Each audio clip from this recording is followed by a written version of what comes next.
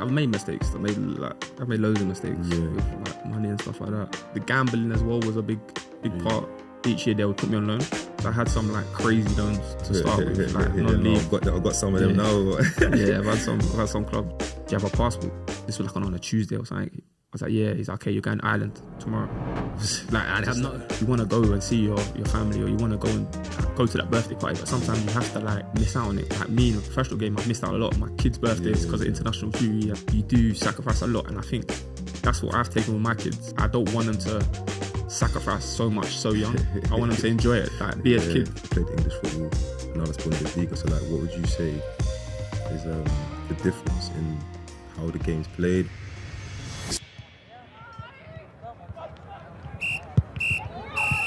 So on the show today, we have a very experienced man, someone who's played over 400 games professionally, up and down the football pyramid and abroad. So I'm very excited to present Michael Hector.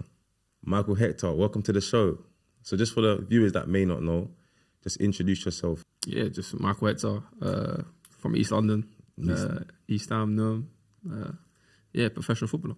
Nice, bro. So you started your career at Reading, right? Yeah, professionally. Before that, obviously, I was at Millwall, like youth team, like under 11s to 15s, got released. Okay. Then obviously went to like college, like Barking Abbey. Okay. And then Reading was like my first professional contract. Okay. At 17, yeah. Okay, so let's take it all the way back, because we're the same age and we've obviously had our journeys like concurrently. But there's where did you start? What was your grassroots team? Like, where did you first start? So grassroots, World Falcons.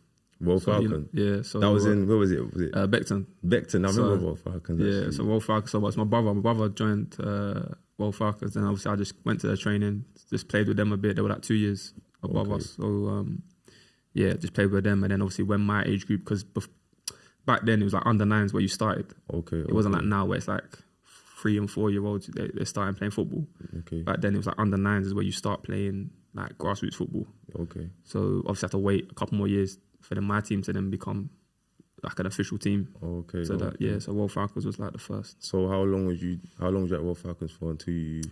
World Falcons was probably 3 or 4 years until then. Obviously playing for your district like year 6, playing for your district. And that was Newham, obviously. Yeah, that's Newham. And then got scattered by a load of teams, but Millwall was like the one where like, I heard obviously West Ham and stuff like that, but I heard a lot of not positive things about West Ham because they started let go. A lot of my friends go and stuff like that. A lot of the players from Newham were at teams. And Millwall was one of the teams where the youth team was very good at the time. They're still a very good youth setup, but at that time they were very good. And I went there for a few years. Okay, so you signed at Millwall. What age to what age? How long was you at Millwall for then? So Millwall was probably, I think, 3 to 4 years again. That was from under 11s to under 15s. And then, then I got let go, got released. Like I think it was like year 10 or 11, I got released. And then obviously I had to go back to, obviously, Sunday League football. Oh, so you went back to Sunday? Yeah, so I went back to, so that was like, I went to Pro Star.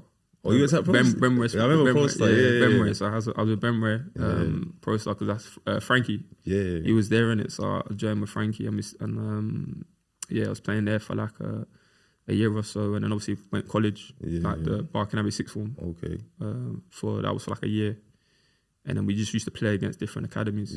So how was that for you then, like in terms of like, obviously you was at Millwall Academy, and then obviously going back into obviously Pro Star, going back into the grassroots, or like, how was that for you? What was the mentality at that moment in time? Like for me, growing up, I loved football. Like I was obsessed with football. Everything I wanted to do. Like if you used to say from primary school, even in secondary school, everyone thought you kind of like when you're in the club, you think you're gonna make it. Like, of course. Everybody's dream. You believe in yourself. I was playing well. I was always like the teams I played in. We always like we're in London Cup finals. District, we used to win everything. Like so. You're playing against the best boys in London. So obviously, when you're that age, you don't really understand about the UK like as much in that football scene. Like you think, okay, I'm one of the best players around, so you're gonna make it. But you don't understand. There's billions of boys that wanna like with a small portion of like 1% in it. People say so. Going back into a Sunday League setup was humbling, but it was something that I enjoyed. I really like.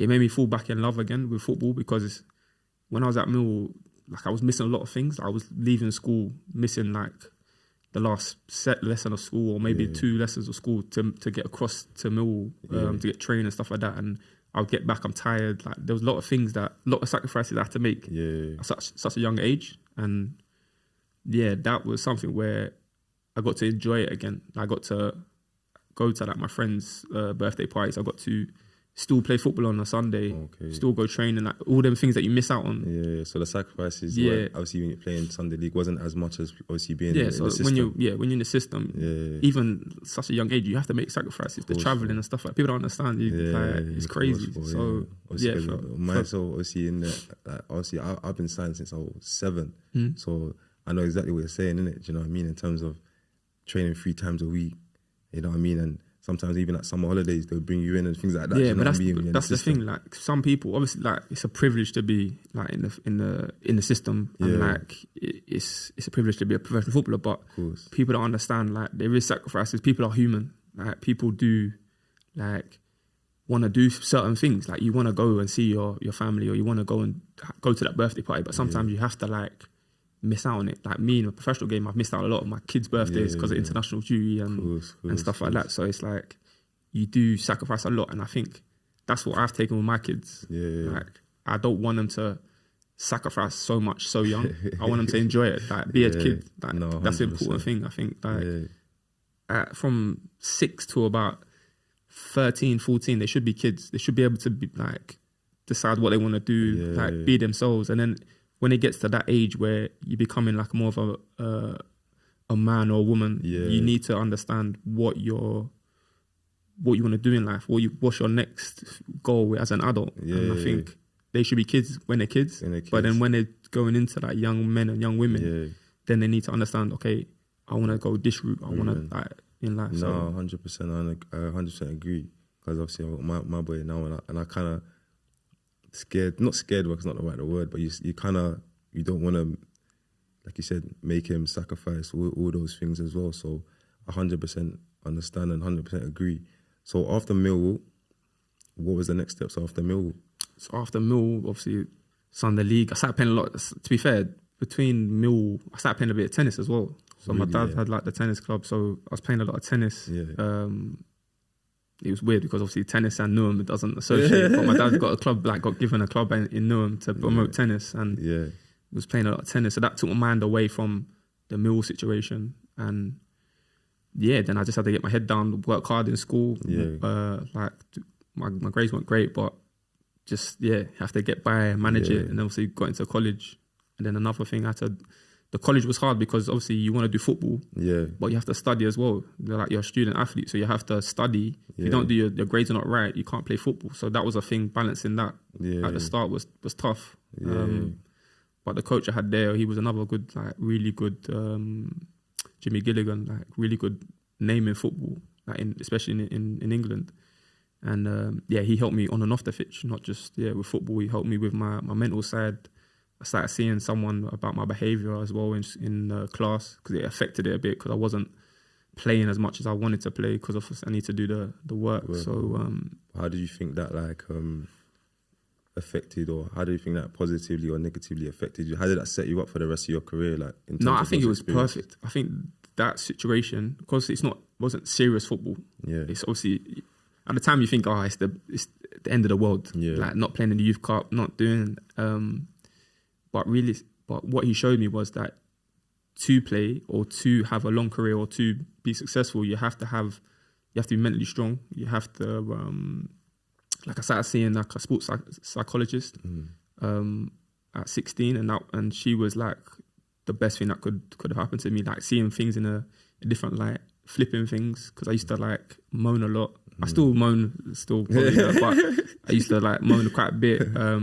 And argue a little bit more than I used to. And that, because back then it wasn't really such a thing. Obviously now mental health and people talking to them type of people, it's a norm. But then it was like, no one really spoke to no one really done that. So he opened my eyes up to stuff like that. Millwall, and then you obviously done the Sunday League, and then where did you go after that? So that was when obviously went Barking Abbey. at 16. Yeah, and then after Barking Abbey, you went... Barking Abbey, that's when we got scouted by Reading. Oh, wow. So how did that, I guess, come about? And where was you at that time? Like, so every like pre-season we would play against academies, different academies. So we play like the Readings, Watford, like Tottenham. Yeah. But it's funny because now knowing the system, we used to play like the bomb squad of the youth team. So it's like bomb squad is like obviously the main players of the youth team, but the players that are like probably first year, like the first year scholars and stuff like that. But the Reading game, it was unfortunate that our centre back got injured during the game. So I was playing well centre mid. I got moved back to centre back. Yeah. So I moved back to centre back, and this like wonder kid at the time, Jordan Abia for Reading. He was like the up and coming like talent. He was playing at the game because he was so young, and all the Reading like director of football, first team manager, all them people were in the like on either side of the pitch. They would never like I've been at Reading after. They never went to any of them games. It's just lucky that game because to watch him. Yeah, just to watch Jordan. They were there. And after that game, I done well, centre back, and got scouted as a centre back. Crazy. So that was that, man. So you went. So first, you're not even you were at that time. You were playing centre mid. Yeah. Then they were watching Jordan, and then they're watching Jordan. It's just luck. That's the thing. It's just luck, and then obviously you got to take your opportunity. So that's what I tell a lot of young players. It's just obviously you got the ability, but also you need to be in the right environment to shine and to take. And then you got to take the opportunity as well. That's crazy, bro. I never knew that. That's crazy, bro. So obviously you done well in the game, and then they offered you a deal. I'm presuming they offered you a deal. It was a trial, so then I had like that's the summer. So then I had to go back through the summer. Okay. On trial. How long was that for then? It's probably like 5-6 weeks, isn't it? The trial. And then they offered me a deal for like a year. So the first probably 3 years of Reading, my time at Reading, it was a 1 year deal each time, rolling like. And that was 16 or that was scholar? Yeah, so that was. I was 16 just about to turn 17. Okay. Because I'm like July in it, so it was like So when I signed it was set I was 17. Okay. So that's when I went straight into a pro. But there was obviously like back then I was gonna go to uni in America. So if I signed a pro, I couldn't go to the university in America. Oh wow. So my dad, I was like speaking to my dad, and my dad's like, yeah, but this is what you wanted to do. You wanted to be a footballer, so what are you going to do? You're going to think negatively and not take the contract, or you're going to go for it. So we end up obviously signing for Reading. Oh, that's amazing, bro. So you signed a 1 year deal. 1 year. You said 1 year deal. And then are you transitioning to the first team now? Is that what happened? No, so that's the thing. It was like obviously I trained him like that's what I meant. Training. So you train. The training was quite good because it was like you train with the youth team. Then there's like reserves in between, and then you train with the first team now and then. Like at that age when I was 17, and then like each year I was progressing, but each year they would put me on loan. So I had some like crazy loans to start with, like non-league. I've got some of them now. I've had some clubs. Do you remember all of them, or because I got a list here so I can read? Yeah, to be fair, I remember most because they all got different like different stories, different journeys in it. Like the start off and like obviously new position. Yeah. So it was like learning on the job. Yeah. But in men's football, so it was tough. So, like I said, I've got a list here. I think you played for 19. I think I counted 19, but Bracknell Town, Didcot Town. Which loan was, I guess, the most memorable, or which one did you learn the most in, and for what reason? Like at the first line of Bracknell Town, that was like the player not being rude, but the players were like some of them were drinking before the game, and so it was like professional. Yeah, it was not how you would see a professional, like obviously no chance you can see a player drinking before a game. But it was just like back then, like it was just it was surreal to be like a 7-year-old. Like you think you're a man, but you're not really, because you see these guys, they've got jobs and stuff like that, and that's like pressure. Do you know what I mean? Like you think you're under pressure being football, but it's really a privilege, in a privileged position. Like you go into work, you train, like your kit's looked after, everything's done for you, and then like you go home and you rest. These people, they're working throughout the whole day. They come to the game, they're tired, but they still have to play 90 minutes. Like there's no like they're not focused on the game. They've got other worries to like worry about, and like like them things with like the bonuses. like their win bonus could help their mortgage and stuff like that, and the win bonus could help bills, and it's like do or die in it. Like they're paid. Like the reason why they're playing is to obviously they love football as well, but it's looking after families, looking after themselves. Like, so there's real pressure on it. That's the thing, and it's like. So you're saying that taught you that early, that long. They taught me like not to be ungrateful for the position you're in, because you could easily be playing here. Like, you know what I mean? It's not. I only had a year contract as well, so a year later anything could have happened. You know what I mean? So the loans were brilliant in that way, as in to make you appreciate what you have. And that was Bracknell Town, Didcot Town, Haverton, Waterlooville, Oxford City, Horsham, Dundalk, and Barnet. Yeah. Well, they were all loans, yeah? Yeah, the Dundalk one was unbelievable because I was in Ireland. Okay. So like, you had to go live over there. Yeah, so that was like Irish people are unbelievable. Like their family, like it's like a family, and like everyone knows everyone, especially in Dundalk. And it was like Steve Shorey would tell me like, "Oh, do you have a passport?" This was like on a Tuesday or something. I was like, "Yeah." He's like, "Okay, you're going to Ireland tomorrow." Like I had not, but the thing is, I trusted him because he's the one who like helped me through my trial period and like the first few months of my like the loans and stuff like that. So I trusted him with everything, every decision he put to me. Every like obviously you can see every club I'd go. Like I wouldn't sit around and just train. I wanted to play and get better.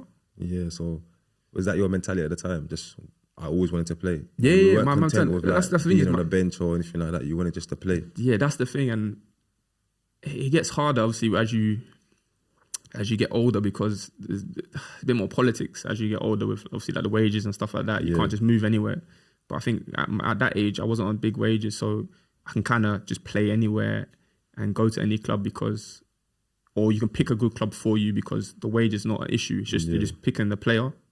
And that's something where I just wanted to play football. That's what I ever wanted to do throughout my career. Just play football and just enjoy it. Man.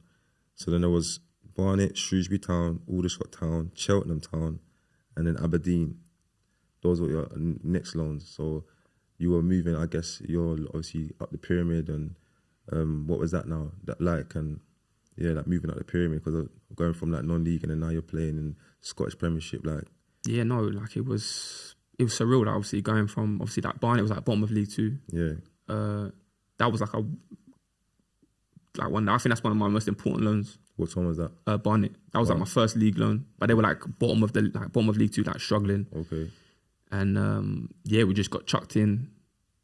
Like you could just sink or swim in it. Like you just got the characters that we had in the change room. Like I've never been in a part of a change room. Who was around at that time? Who was like you got like Sam Deering. Do you know? Like he's like a legend. Is it? Mark Marshall. Yeah, I don't know. Like played with him. Like the team was Steve Cabba. Yeah, I don't know. Like big players.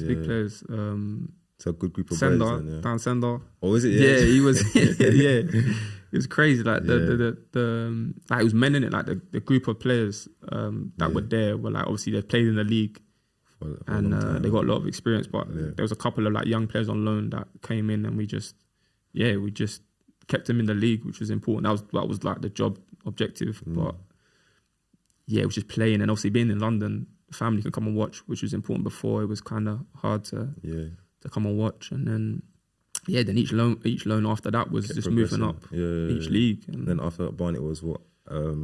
Shrewsbury Town. Shrewsbury Town was in League One, but then that's another thing. It was a setback. I didn't quite get on with the manager. Didn't play. Like that's another thing because Reading were in the Prem, so it was like I was meant to go to a champ team, but it didn't happen. I went to League One thinking, okay, I'm going to play all the time, but then it just wasn't. It wasn't. Like the football wasn't. It was it was one of the worst loans to have, but I just wanted to play. So it was probably it didn't work out for both people. So then from going from wanting to kick on and being a champ to then League One and then dropping back because Aldershot were bottom of League 2. Oh, was it? So my next loan that year, I went from League 1 to now bottom of League 2 again. Wow. So just to play, but it's just but no one because of the manager kind of said that I had a bad attitude, but it wasn't a bad attitude. It was more I wanted to play, so I was knocking on his door all the time, like, when can I play? The team wasn't doing well, so he just thought I was being rude by kept asking him to play and stuff. But I just wanted to play, and that's when I met like Marvin Morgan as well. Okay. At Shrewsbury, so that was where I made like a friend for life. Yeah, there was loads of things throughout the career where you bump into people. Some people you get on with, some people you don't. And he was one person during a tough time in my career. Yeah. He helped me through it as well. So he looked after me while I was in Shrewsbury for that few months I was there. After Shrewsbury Town, into Aldershot, Cheltenham, and then Scottish Prem. He was in the Aberdeen. What was that experience for you like? Yeah, Aberdeen's like one of the best clubs.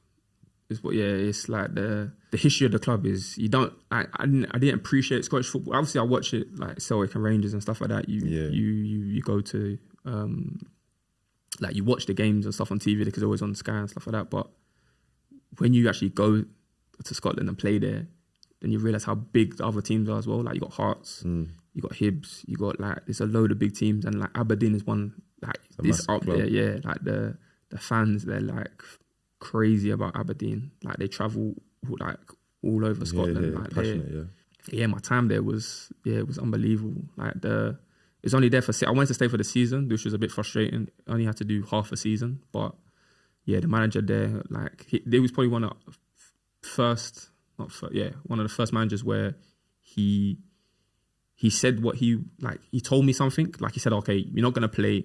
Show me in training, and you'll play. Loads of managers say what you want to hear, like to get you out of the office or to like make you feel good. Yeah.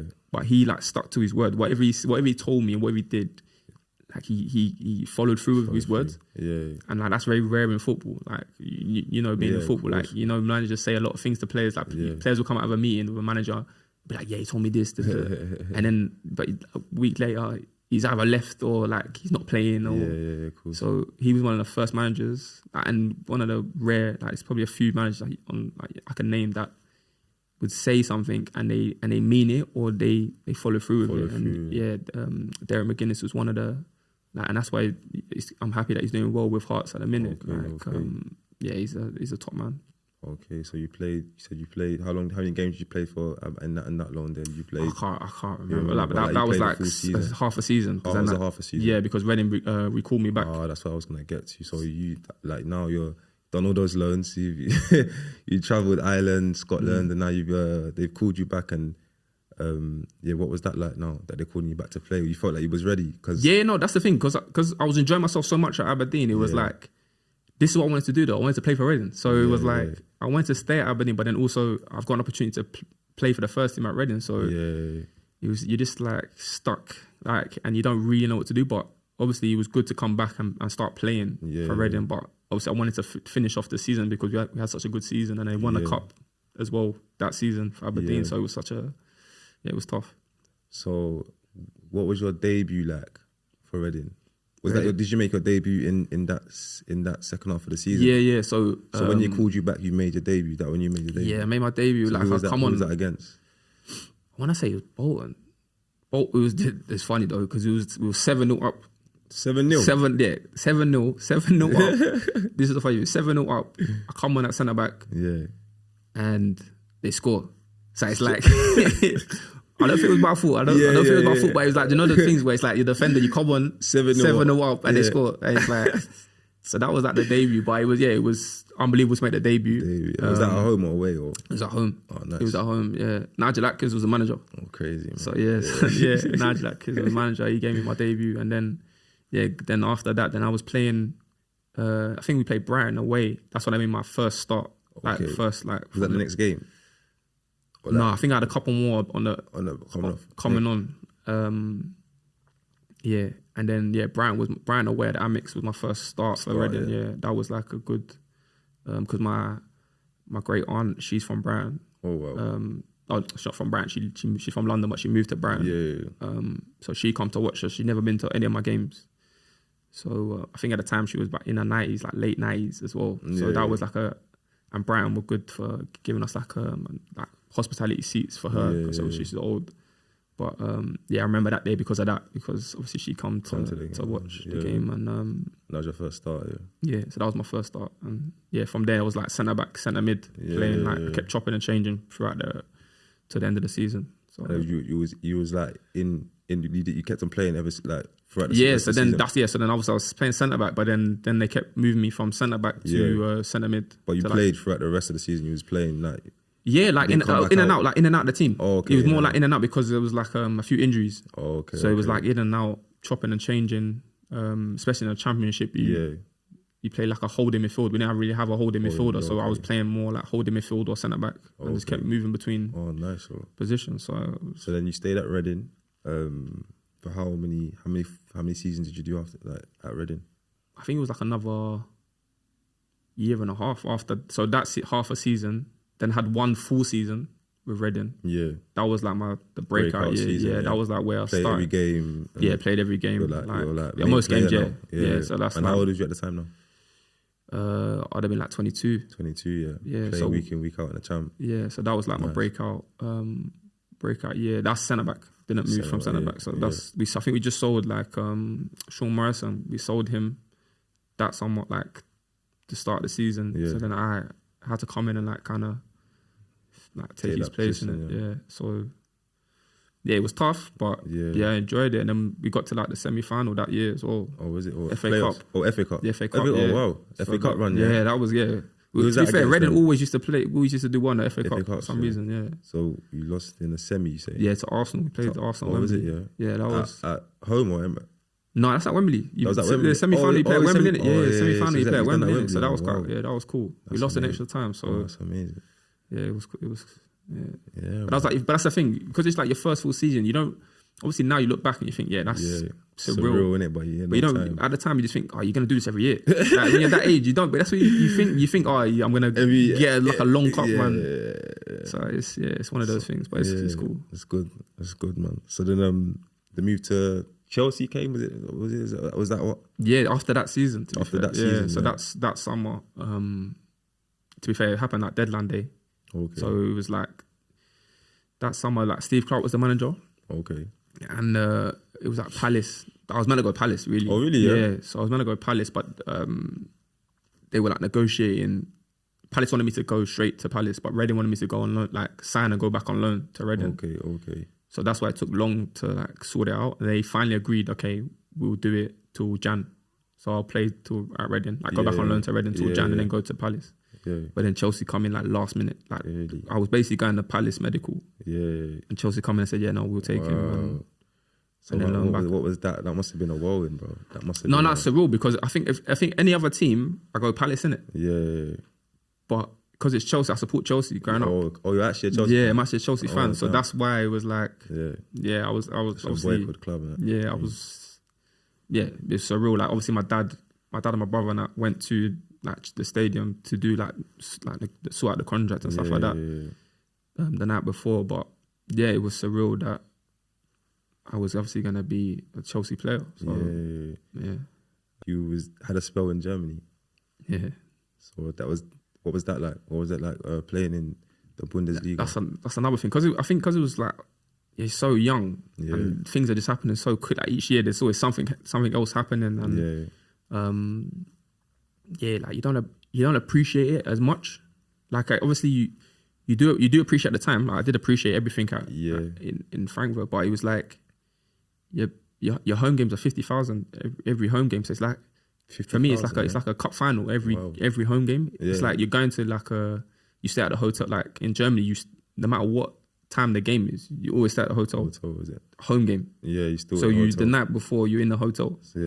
So you travel on a bus to obviously the stadium, and it's like every game is like it felt like a cup final because you're traveling to the stadium. The fans are going crazy. Like the Frankfurt fans are like next level. I've never played for fans like this. It's like home and away. They're just like crazy, and they're everywhere. Anywhere I go in the world, there's always like a Frankfurt fan somewhere. Yeah, really? Yeah. Yeah, it's mad. So it's like they're cool. The fans are cool. It's one thing that, because obviously we grew up in England. You know what I mean? You don't. We're used to the Premier League. And that's one thing that, man, like I've seen that even from my travels and going to Belgium, things like that, like the passion for football in those other countries, you know what I mean? It's probably as much, and they come up with the flares and the ultras ultras are crazy. Like like obviously where Frankfurt they train, we change. Obviously they moved the training right now, but we used to change in the stadium. And like the training pitches were at the back of the stadium. So like like on a Friday when we're training or like changing, and they're setting up already the day before, like all the like like the whatever signs you're gonna put up for the game and that. And it's like they're crazy. Like they are like, and they're everywhere. Like I drove, like I did appearance one time in Frankfurt, and it was like a 2-hour drive. Like they've got like such a big area of Germany that they cover through like their fan base. Yeah. And I was just like, what? Like we're 2 hours away from the city. They're like, no, this is like we cover like a lot of like this area. Because like it'd be like West Ham with Essex kind of thing. Like West Ham kind of cut, like they're the biggest team, and like, so it's like Frankfurt cover like a big part of Germany, and it's like, like it's surreal. Like once you're there and you're playing it week in, week out, it's only when I look back, or like my parents or my friends send me like videos of like, obviously we got to the cup final in Germany, and it was like, at the time I didn't really see it. Like you don't see it because you're playing it, you're in the zone, and but when they showed me all the stuff after, you kind of think, that's crazy. But it's what it is. So they using them. What's the difference? Because I've said that we've kind of gone through the clubs, and if you had a spell in Ireland, had a spell in Scotland, so you played English football, and now that's Bundesliga. So like, what would you say is the difference in how the game's played, or tempo, or like any insight into like what the difference is between for you? No, I think the difference, like the Bundesliga, there's world class players. Yeah, there is world class players. I think the players are, how can I say? It's like they're more. It's like for me it was more like end to end. It's more like counter attacking. Like the players were like really fit. Like that's the fittest I've ever been like playing. Like, I did a lot of running as a centre back. Like you don't really in England, you don't really do a lot of running, and I feel like there the game was just a lot end to end. 1v1 defending and stuff like that was quite big there. And I think the only difference is obviously like the Premier League and stuff like that. You got people get half a chance to score. Do you know what I mean? I feel like Championship and obviously like Bundesliga, you've got a couple or 3 or 4 players that are like killers, like Lewandowski's and stuff. People like that, they get half a chance to score. But then obviously like you play against Lewandowski. So like I would say like he's got everything. Yeah. Like back then as well, he was a bit younger, so he was quick, he was strong, so he's got good touch. Yeah, so but that's the thing. Them situations, you like obviously you're playing against him, but you don't realise until you look at his numbers after, and you're thinking, like he's one of the best strikers in the. So who else would you have come across there in the Bundesliga? That's what you see. Obviously Aubameyang, but that's when in his prime. That was like when at Dortmund. Dembele at Dortmund. Oh, you play Dembele as well. Did you see it like in Dembele's case? Did you see that he was gonna? Yeah. You could see both feet like crazy. Cyril, you got Robin. Munich. You got Iron Robin. Like that's the thing. It's great. Like I was just going over. I was like Iron Robin. You play Iron Robin. Yeah. The whole situation is just. These players are just. It's surreal to have been involved. in to be games, so, it's crazy, bro. Because we actually went over it. Like Chelsea, signing for Chelsea now. How much involvement did you have in terms of training with the first team or being in the first team? Was you in the first team dressing room straight away, or that's the thing? Because of like when I signed, obviously I went back on loan. Yeah. Then I come back, and like with Chelsea, there's like the first team change room. Every time I was with like a part of Chelsea or like in the building, it was always pre-season. I was never there like during season. So I was always, there's like obviously, and then all the players are back by then. So it's like, there was like obviously first team change room. Then you have basically like it was like a loan group. Okay. But then, so the loan group at that time was, there was probably like 30 players. So there's like 2 change rooms for the loan group. So it's like senior loan players. And then there's like obviously the younger ones that have come through the youth. So what was that like mentally? Like, you know what I mean? Like, was it like for me? It wasn't playing or something. Like, nah, for me it wasn't like when I went to Germany. That's probably the closest I was to like being a part of it. Yeah. In a like because like I had had the number printed, and then I did all of the pre-season with the first team. Like I was training with the first team that season. Like training, did all the tours. I think we went Austria, then we went America. Even just being around it and just seeing how like they like worked on a pre-season. Like that was surreal because it was like that's the top level of like the best everything. Like all the facilities were the best. The hotels, how you travelled, how they prepared for matches, like the details, the training, for like everything was top. And then you think, okay, this is what you want to have, or you want to be a part of this type of setup all the time, like for your career. Yeah. There's no excuses. The details are the highest. Like you basically you go into a game, everything you know everything, or you coming away from like the tour, everything's sorted out for when you land, and it's like going to America. You know how hard it is to travel to America with visas and stuff like that. It's like you land and you go straight onto a bus. Like you do like little checks by the side of the plane, straight onto a bus to the hotel. There's no like going into an airport. Like little details where, it's like, okay, this is how, if you want to be the best, this is the little details you need, because it's like they just want you to focus on football. Everything else is just it's taken out of your thinking process. All you're there to do is play football. So that's crazy. So at Chelsea, because I'm just listening to your journey, and it's like you've done the non-league and you've obviously gone on your loans, and then you're seeing that level of like you're at the top of the game now, and it's like the details and the attention to detail, and like so you're just focusing on the game and just so it sounds like they said that the journey took you to the top, you know what I mean, the very top. So yeah, that's amazing. Definitely an amazing experience, man. And then you went to Hull. Yeah, that was like it was weird because obviously I done okay like in Germany. Like I could have played more games, but I felt like I should have gone back to Germany. But want a perm? Chelsea wouldn't let me go on a permanent. Okay, Chelsea wouldn't let me because even like Hull was alone. Yeah, Hull was alone. So I enjoyed Germany so much that I wanted to go back, but Chelsea wanted me to stay.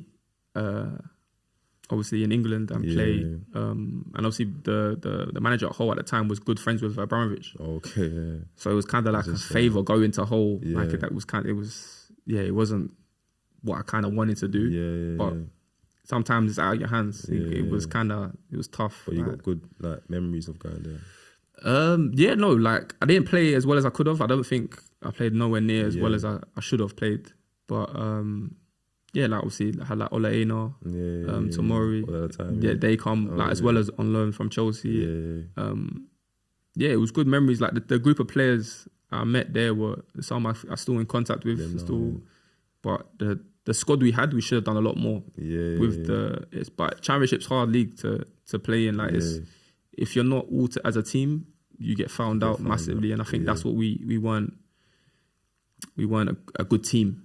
We're good individuals on paper, but as a team, we was nowhere near what you need to be to do in a champion. To do well in the Championship. Then Sheffield Wednesday was a loan, I guess. Yeah, Sheffield Wednesday was a loan, and that was the loan I needed. Like it reminded me a bit like Frankfurt in a way. Like obviously not as fanatic as them fans, but the fan base, every away game sold out. Really, doesn't matter where it is. Passionate. Like they love football. You walk around the city. Even if I was in London, I was on the underground station. Sheffield. There'll be Sheffield Wednesday fan. Like they got like a little saying. So when you bump into one, they'll say something, and you're like, okay. So like, but it's like, like them fans are like they're one of the best in England that I've played with. So they proper football club, and I enjoyed it. Like that type of pressure. I like playing with them like a full stadium kind of where it like means something. Like even the derby games, they were good games to play in. As me as a professional, you want to play in big games and where it's like it's not hostile scenarios. You know what I mean? Hostile environments, and no one wants to play in an empty stadium. No one wants to. You know what I mean? Everyone wants to be in a sold out arena. 100%. Sheffield Wednesday was every away game. They were loud. They would sing your name. They would It was cool. And then my family loved it as well. My family loved Sheffield. So it was good. Yeah, good times there. So then you moved on to Fulham that's on a perm. Yeah, that's on a perm. So what was your feelings of Fulham? Like, what do you look back on your time at Fulham? Obviously, that was another deadline day, but that deadline day didn't happen. I think one of the staff members misprinted something. Oh, really? Yeah. So it fell through. So I had to wait until Jan. I signed, but I couldn't play until Jan. Yeah. Because obviously the forms didn't go through on time. Yeah. So that was like a frustrating because I'd done pre-season, I was ready to go. And then I had to just basically train for however long from September to January. Yeah. Not be able to play any games. Why is that? Because that registration or something? Yeah, the registration wasn't done in time. Yeah. But obviously, Scott Parker was the manager, and he said to like Chelsea, "Can Michael just train with us then?" Like they will sign the insurance papers, so everything's like everything's done. So it's done. Like, the deal will happen. But we just want him in our building. To get used to like the surroundings, the culture, and all that stuff, which was good. Like in that way, it helped me in a way where I knew all the players. Kind of like I knew what their strengths and weaknesses were. So it actually helped me a lot. Yeah. But it was just frustrating. Like you just going to train and then you're not playing on the weekend. You do mad running. I hate that. I don't like running as it is. But it was like you're doing some like obviously you gotta kind of like do as much running as you do in the game. But obviously in the training session it's tough. Come back in. So that was tough. But it was Fulham is a fantastic club. Yeah. And you played how many seasons there? That was three seasons, but it's like 2.5. 2.5. Because obviously and you had promotions in there as well. Yeah, 2 promotions. Shit. 2 promotions and that. What was like? Obviously the first one I played a lot more because I just signed. But that was like the COVID year. Oh, okay. So I started in Jan. That's when I started playing. Played every game until obviously, but then we had that break because of COVID. Yeah. We come back in, and then obviously it was like the playoffs, but it was in an empty stadium. So it was a bit, obviously like unbelievable experience playing at Wembley, playing in the playoffs, but it wasn't the same as the Arsenal game because the family weren't there. Do you know what I mean? You have loads of family there. Yeah. After the game, you celebrate with them in the stadium where it was. It wasn't. The celebration as well, and also I was having a baby at that time as well. So it was like loads of things. It was in bubbles. You know what I mean? It was loads of different things where. Yeah, you look back at it, it's a nice memory, but it could have been more special when with everyone there. But that was one of your promotions. That was another.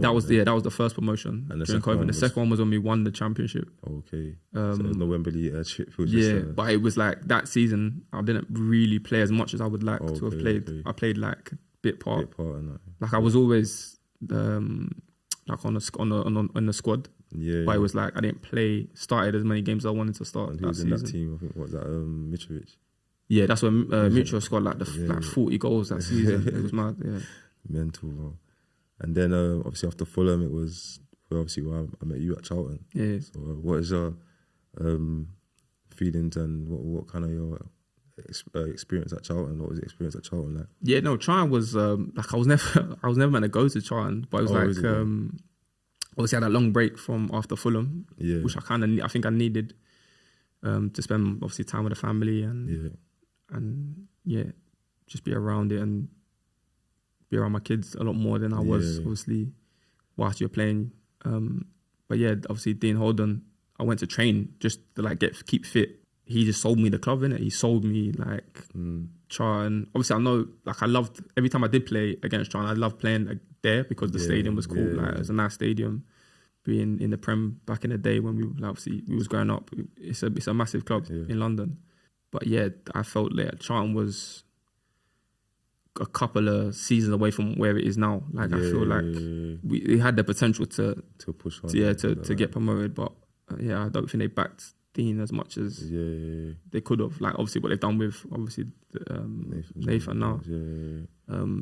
They didn't back any of the managers before Nathan the way they backed Nathan. So it's like it's tough. It's tough for managers when you don't get backed to try and produce results. And you can see it in especially in League One. You can see that every team that gets promoted, they get backed. They need to put good players in, and so.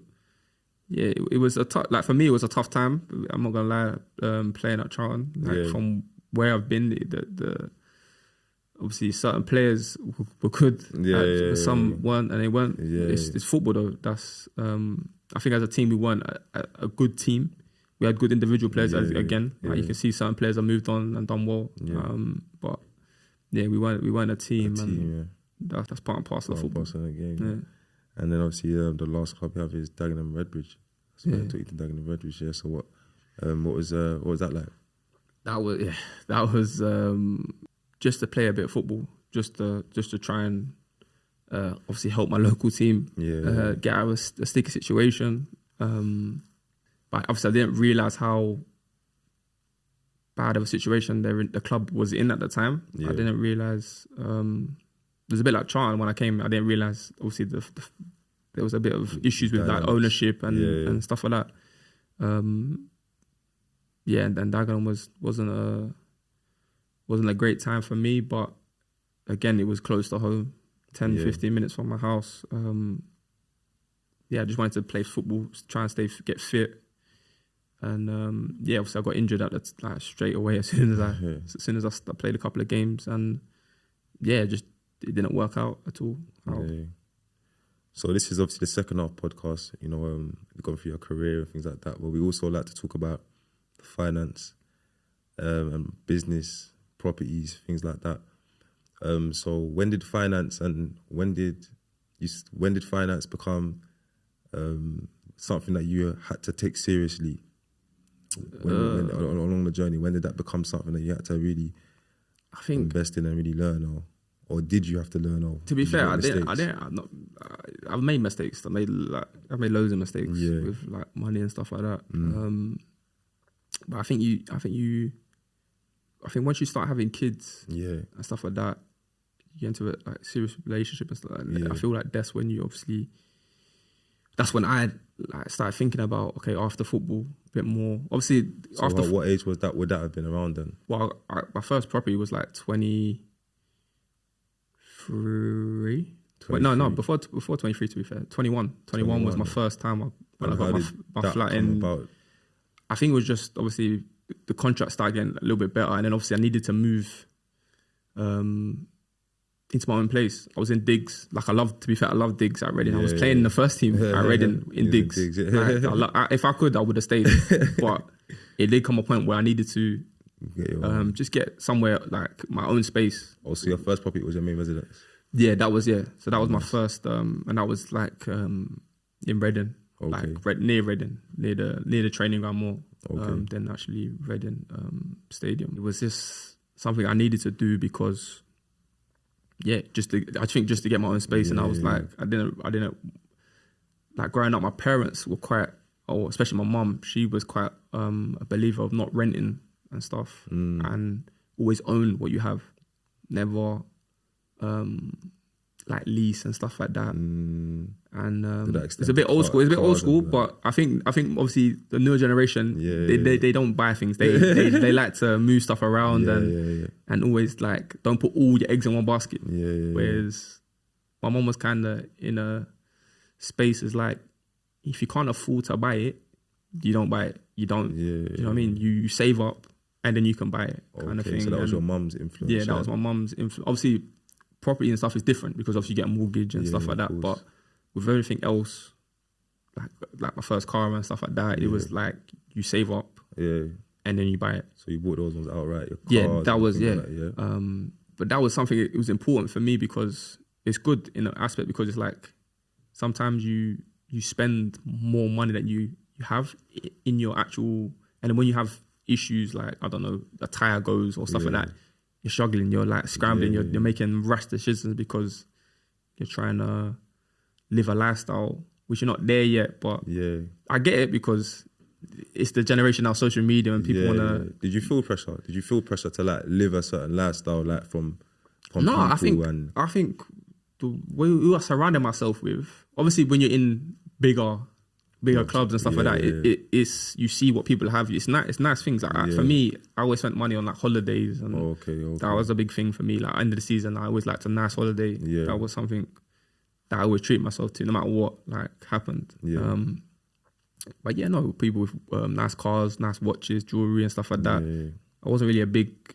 They didn't really, obviously watches and stuff, but everything else didn't really bother me as much. So like to play up to, like to be, like to have that image. That wasn't really me. More the holidays for you. Holidays I spent a lot of money on holidays, but that was because that was like my getaway kind of thing. Like I just wanted to like just relax and just let your hair down and just recharge. That's what people were saying. But what was your favorite holiday? What was your favorite holiday destination? What was the one where you went the maddest?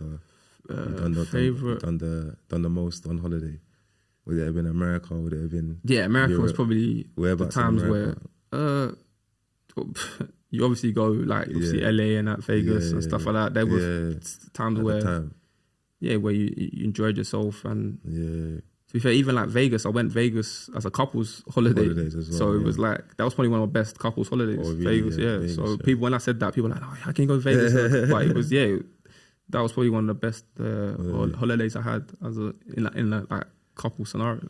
So to be honest, I went Vegas. I was hearing about Vegas throughout my whole career. And when I actually went there, I was so disappointed, bro. Yeah, it was not like, it's weird because I like to gamble and stuff. So it was you like gambling? Yeah, so for me, it was like, I don't like gambling. If people like gambling and they lose a lot, I'm thinking, I'm gonna struggle here. But it wasn't too. But I didn't gamble as I thought I would. Yeah. So, I didn't really. I think if anything, it's like Dubai, all these places. It's like you can do what you want. It's like London. You can spend what you like. You can go to the same place and spend a crazy amount of money, or you can go there and spend like it can be chilled. So. It's up to. I think sometimes it's down to the person what they want to spend and what they want to do. 100%. It is what it is. So then you obviously got your main residence now. When did you start? Did you get into investment properties? And that's the thing for me is I haven't got many properties. It's only because obviously I got the apartment in Reading like obviously when I was 21, but then I bought another one in that same block. Just because it was just there. Yeah. So like my mom was telling me to obviously buy more this way, like more east than Essex, because at that time the prices were very low. Okay. So for the price I paid for like my first two properties, I could have got probably like 5 or 6 in Essex, like as an apartment, kind of like 2-bed apartment. So, and they would have doubled in price now. What I've seen. So in that aspect, I could have done a bit more smart with my money, but that's part and parcel of learning and growing. And so how many do you have now, and what is your current portfolio stand at? The only property I have now is I have obviously my main one, my house. That's like the main, and then I have the 2 in Reading. Okay, so that's for me. It's not like a massive portfolio, but it's just like I should have had a bigger thing, but that's what I'm trying to explain to players. Because I started young, so I should really have more. But it's not necessarily always about the amount you have, and I guess how much you. No, but that's the thing. It's more not. It's where you invest. So the mine are quite not expensive, but they're a decent price. Yeah. Compared to if you spread it out, like if you just take that and buy some outright, like up north and stuff like that, you can make probably a little bit more in the rent. You just, but it's more as in like, I don't know how you would say it, like as in cash. It's good as an investment, but if you want to make money as in the cash flow as in the rent and stuff like that, then passive income. You would want to kind of spread it out into more properties elsewhere. To get a higher. Do you know what I mean? Because obviously the location where I'm in, it's like Camberley, it's like Surrey, so it's a decent area. But if you was to put it somewhere else, you would have done differently. You would I think if you'd known, you would have maybe spread it out a bit more. Yeah, I think I would have bought more in the east. That's east. I think that would have been more, because obviously the prices in London have jumped crazy. So when I bought mine, I thought they would jump as well because of the Elizabeth line going to Reading, but it's not really grown like that. Right now, So, but you live and you learn. That's the thing. Like it's only for me. It's something that I can pass now to my kids. 100%. So when if they make it or they do something successfully, where to put their money and to invest, because I think that's important. I think a lot of people invest their money all over the place. Some things work, some things don't, but it's just, I think like don't waste your money. Don't just go crazy doing silly things. I think if you invest, is that what you didn't do? Was you a big saver then? No, not to be fair. Like I didn't save as well as I could have, But that's another reason why, because I think the gambling as well was a big part of like gambling. And that's another reason why I feel like when I came back, like as an older player, I feel like the games I brought to like say like Charlton with the younger players, I play like the dice game, obviously. So they don't gamble money. So they save their money. They spend it on like other things. I think that's important. Where back in the day, gambling was a massive. Or was it part of the bus in it, the bus journey, the train, the plane. You'd play poker in hotel rooms, poker or like card games or wherever to pass the time. That's what it is. People play FIFA for money. There's loads of things that happen. Obviously, not like crazy, but of course.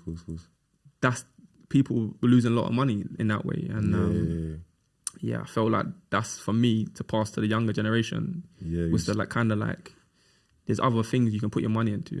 Put it back into your family at least, or do stuff with it. And so you say that to the younger generation coming through now, like stay away from like gambling and things like that. Yeah, because it's an addiction as well. Isn't it? It's something where you can kind of, it's a spiral. Like it can unravel in a bad way. And I think nights out, things like that. Like a lot of money is spent on nights out and restaurants, and it's nice, but later on down the line, the same people that you're going nights out with, are they there when you kind of are just a normal, like obviously you're the normal guy, but you've not got that time there, they ain't got that football money, and I think that's important to surround yourself with people that you know that's real.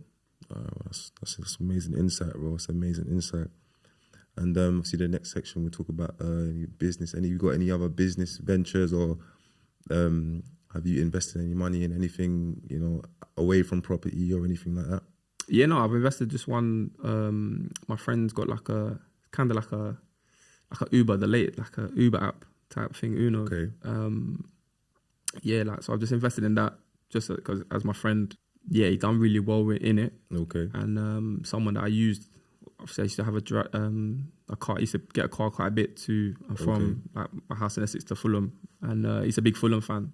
So obviously when we got promoted, I didn't realise he was a Fulham fan until, like he said, congratulations, like massive Fulham fan. And then we just become friends from there. And then obviously he created this the app it's like high end, like Vianos, like S classes in London, E classes, just to transport from hotels and from airport runs. It's like an Uber, but like a high end Uber. So how easy or how hard was that to kind of invest in? And is that like a long term vision? Yeah, that's more of a long term investment in terms of just like a retirement type of fund. Just to kind of. And how's that going? Or is it what's in terms of the update or like? Very well. Like he's obviously. Like obviously the O2, they deal with all the high end people, like concierge and that type of thing, so they like all the big hotels in London, they've got kiosks in the hotels, so like if you buy like the penthouse or stuff like that, I think you get a service for like 6 hours a day or something, like a driver to take you around London. And like he's big, obviously he's trying to get into the World Cup recently, so he's a big company. The company's unbelievable.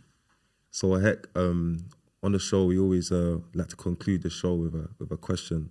So what advice would you give a young 13, 14, 15-year-old coming up in the game now, at an academy or not an academy? What was your last, going through everything that we've been through, your story and everything, what would your last piece of advice be for a young kid coming through the academy now, or just coming through grassroots? No, I'll just say to enjoy it. Like if you don't enjoy what you're doing, like you're not going to be successful at anything. Even if you become a footballer, you don't become a footballer, whatever like job you go into or whatever passion you have. I think if you're passionate at something, you will succeed in the end. I think that's important, and also just have the right people around you.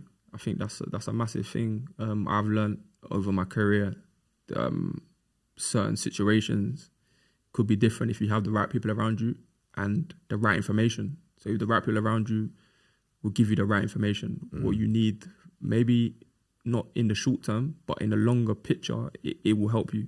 I feel like if you don't have the right people around you, maybe short term you might not see the effects, but in long term you might see the effects. So I think it's important listen to like your parents have been through a lot. Do you take your advice from your parents? Like I'm a strong believer of that, with your parents, but I feel like you need to, the right people around you is the main thing. Yeah. Oh, that's perfect, man. So and say thank you for coming down today. Appreciate it. You've had a fantastic career. Like I said, I had my career like alongside yours, but it's been fantastic to listen to all the stories and all the experience and all the wisdom that you have in your journey. And I just want to say congratulations, brother. No, I appreciate it. Whatever you go on to do next, I wish you all the best, you and your family. No, thank you, man. I appreciate it. Thanks for your time.